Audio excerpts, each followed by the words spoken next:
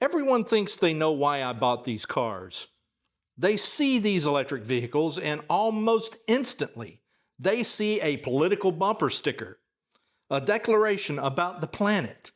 They assume that I'm making some sort of a statement with these two vehicles, a statement about how they should live their lives. And they could not be more wrong.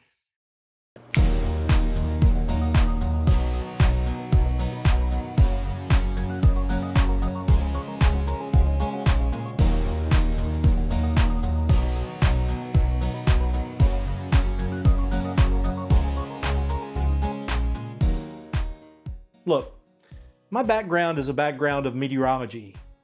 I spent over 35 years of my career so far in jobs directly related to the field of meteorology. Today, I'm a writer, but that's an entirely different story. Writing is my job, science is my life. And as a scientist, it was my job to analyze data, not headlines. I would spend my days cutting through the atmospheric noise to find the signal, to build a forecast based on evidence, not emotion. And the real reason I'm driving an electric car has nothing to do with politics and everything to do with logic, data, and a surprising amount of just plain joy. So today I'm taking you beyond the heated arguments. I'm going to show you my personal data. We'll talk about the numbers, the real-world experiences, and the science that made buying an EV the most logical choice for me. This is not a lecture. It's a forecast. It's my forecast. And it's a lot simpler than you might think. It's one of those things that anyone can do. Now, let's be honest. You can't drive an electric car without people making assumptions. It's become this weird cultural symbol. For some, it's a beacon of progress. For others, it's a target for everything they think is wrong with the world. I've had people give me a thumbs up at a stoplight, and I've had others roll their eyes like my car personally insulted their grandmother. The internet, of course, is even worse. It's a full-blown battleground of viral videos and angry comments. If you've been on this channel a while, you've seen them. EVs are worse for the environment because of the batteries. Or, the grids can't handle them. Or, well, you're just virtue signaling. But what's fascinating is how little all of that online rage actually matches what I like to call reality. When you survey the real people, the main reasons they hesitate are things like purchase price, charging availability, and range anxiety. While political alignment is a factor for some, it's often overshadowed by these practical, everyday concerns. Yet the political noise is so loud it drowns out the actual conversations people are having. I found myself caught right in the middle.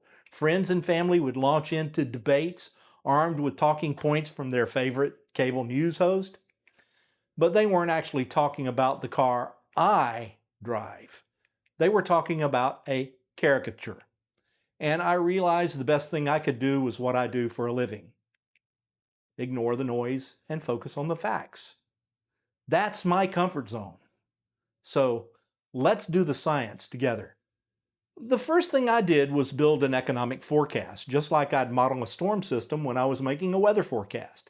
Except this time, it was for my own wallet. The numbers were, let's say, illuminating. Let's start with fuel. As of this month, the national average for a gallon of regular is around $4.15 a gallon. Even in my old gas-sipping Honda Civic, I was only getting about 33 miles per gallon on average. And driving 2,250 miles a month, a pretty standard month for me, was costing roughly $180 a month, even when gas was only $2.65 a gallon. So when I made the switch in 2019, my gas bill went from about $180 a month to $35 a month for the electricity that replaced the gas. I have done so many videos about the energy cost savings that I could turn blue in the face yelling and screaming these numbers. But suffice it to say, your energy costs go down. It is simple math. It does not take a scientist to do this math. And this was not a political statement. For me, it was a pay raise of $145 a month. You'd have to be completely dumb to turn that down. And then there's the maintenance, or really the lack thereof. My old car's engine had hundreds of moving parts. It required oil changes, spark plugs, belts, dozens of other things that could and did go wrong. But my EV has one main moving part, and that's the motor. There are no oil changes, there's no exhaust system to fail, and the brakes last incredibly long thanks to regenerative braking. My only maintenance has literally been rotating the tires and refilling the washer fluid. Now, I will admit I have replaced tires a bit more often, about 10,000 miles earlier. So what does that come up to? An extra set of tires about every 250,000 miles or so? And that's absolutely no big deal. But what about the big one? The battery. You'll have to replace it in a few years and it'll cost you $20,000. This is one of the most persistent myths out there. The data from hundreds of thousands of EVs on the road show that major battery degradation is rare. Modern EV batteries are engineered to last for the life of the vehicle, and they're all warranted for a minimum of 8 years and 100,000 miles. Think of it like the engine in a gas car. It's durable, it's the core component. And yes, let's talk about the environment, but with data. The argument is that battery manufacturing creates a big carbon footprint, and while that's true, it's a one-time carbon debt. Your gas car starts with a smaller debt, but it racks up a new one every time you fill the tank. And on average, over its entire life cycle in the US, an EV is responsible for 65 to 70% fewer greenhouse gas emissions than a comparable gas car. And it's more like 100% if you're charging from rooftop solar. That initial carbon debt from manufacturing is typically paid off within 1 to 2 years of driving, and from then on, it's running far cleaner for the rest of its life. And those who say things like that are sitting in their jacked up diesel-powered oversized pickup trucks with drool running down their chin. Talk about being duplicitous. Okay, spreadsheets and climate data aside, I'll be honest. A very huge part of the decision to buy an electric car was purely selfish. My Bolte EV and the Ioniq 5 are an absolute blast to drive. If you've never felt it, that instant torque from an electric motor, it's a revelation. There's zero lag, no waiting for the engine to rev or the transmission to downshift. You touch the pedal and the car just goes. It's relatively silent, it's absolutely smooth, and incredibly responsive. Merging onto a busy highway is no longer a stressful, calculated gamble. It's absolutely effortless. Now, living here in Florida, I've spent my time of driving in nasty weather. The design of an EV with its battery pack sitting lower to the floor gives you an unbelievably low center of gravity. This thing feels planted and secure in high winds or heavy rain in a way my old top-heavy Civic never did. It's a confidence I didn't know that I was missing. And the silence. You don't realize how much you appreciate it until you live with it. The cabin is quiet. No engine drone on the highway. I can hear the faint patter of rain on the windshield and listen to the radio without cranking the volume up to 100. It transforms a stressful commute into a moment of calm. And you need that on I-4, trust me. This isn't about saving the world, it's about having a better, safer, and more enjoyable drive every single day. That's not a political decision. That's a quality of life decision. The biggest surprise for me wasn't the savings or even the performance. It was the sheer convenience. My entire relationship with fueling my vehicle has changed. I don't go to gas stations anymore unless I'm on a road trip and they happen to have an EV charging dispenser, think Buc-ee's or Travel Centers of America or Pilot Flying J. Then I'll go to a gas station, but not for gas. Just let that sink in for a second. No more detours on the way home. No more standing in the freezing cold or sweltering heat pumping gas. No more fumbling with credit cards while worrying about sketchy pumps or card skimmers. No more sitting in line at Sam's Club or Costco to save 25 or 30 cents a gallon because the price of gas is climbing like a rocket headed to the moon. My new fueling station is in my garage. I get home, I plug in the car, just like I plug in my phone. It takes 10 seconds. And every morning I wake up with a full tank, in my case, nearly 200 miles of range in the Bolt or 300 miles of range in the Ioniq 5. And that's more than enough for my typical driving.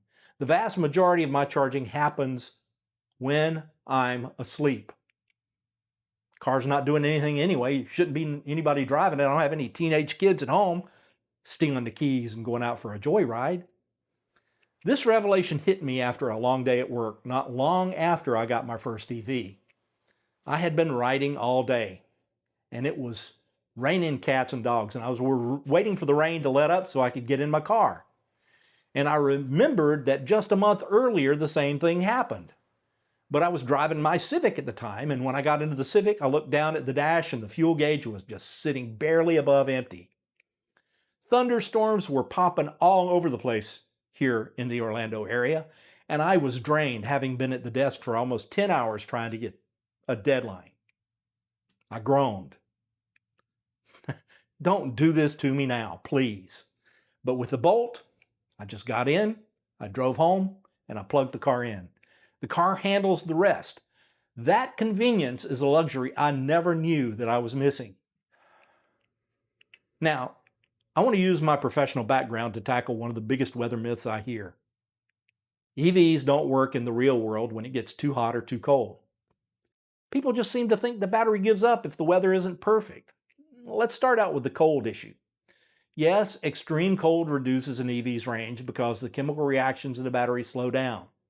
Some tests show a range drop of up to 30% depending on the model in the absolute worst case frigid conditions. But that's only half the story. The average real world loss is closer to 20 to 25%, and you can manage that. This is where a feature called preconditioning is a game changer. While my EV is plugged in at home, I just tell it when I plan to leave. The car then uses the power from the wall, not the battery, to warm the battery pack and the cabin to their happy place. So I get into a toasty car with a battery that's ready to go, and I lose very little range. It's something a gas car simply cannot do without idling and burning fuel, and if you happen to be parked in a garage, choking you to death with carbon monoxide. What about the extreme heat? High temps can affect a battery, but the main risk is long-term health, not immediate range loss. Modern EVs have sophisticated cooling systems that protect the battery from overheating. You might see a small drop in range, maybe 5 to 10%, but that's mostly the car working to keep you and the battery cool. And just like in the cold, you can precondition the car to cool the cabin using the grid before you even get into the car. Now, as a meteorologist, I understand adaptation. We all change our daily plans based on the weather forecast. Driving an EV in extreme weather is no different. You just have to understand the science and use the tools the car gives you. It's not a fatal flaw, it's just a different set of physics. And oh, by the way, if you think an ICE car does not lose range in extreme weather conditions, then I would just say you're kind of a special kind of dumb. Anyone who's operated an internal combustion engine car in extreme heat or cold knows they lose mileage. But they conveniently forget that when it's time to argue about EVs. Go figure. So back to the big question, the question at the top of this video. Is my car a political statement? Absolutely not. It's a practical statement. It's a statement that I value data over dogma. It's a statement that I enjoy a drive that is quieter, smoother, and far more responsive. It's a statement that I appreciate the simple luxury of starting every day with a full charge and never visiting a gas station. Ultimately, it's a statement that I made a choice based on my research, my own finances, and my own joy, not on a headline from Fox News or a political script from a clown standing behind a podium screaming "Drill, baby, drill" to a mindless crowd of screaming automatons. Now that right there was a political statement, and it's the first one I have made in this video. My car isn't a billboard for my beliefs. It's a tool, a very efficient, incredibly fun, and surprisingly logical tool that gets me from point A to point B. If that happens to come with fantastic fringe benefits like a cleaner environment, that's great. But it wasn't my primary motivation. Although I know for a fact, as a meteorologist, that burning fossil fuels has changed our climate. And when you get your degree in meteorology, come back and let's do the science together. I won't argue with people who have no idea what the wet or dry adiabatic lapse rate of the standard atmosphere is where they live, or even what that is for that matter, or the LCL or the CCL or the Showalter Stability Index or the Lifted Index. I know, none of these things make sense to most of you.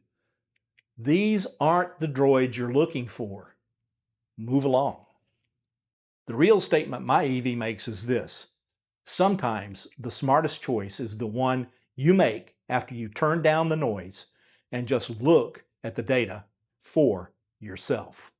Now, I want to hear from you, and I'm genuinely curious. What are the practical reasons you might be using to consider an EV? Or if you're holding back, what are your biggest questions? Forget the politics for a second. Let me know your real-world thoughts in the comments below. While you're here, please do subscribe to the channel and ring that bell. Hit that like button also so others have the pleasure of hearing something logical. And thank you for stopping by. I hope to see you out there or somewhere along the route from point A to point B. Drive electric. It will be the smartest thing you've ever done for your drive. I promise.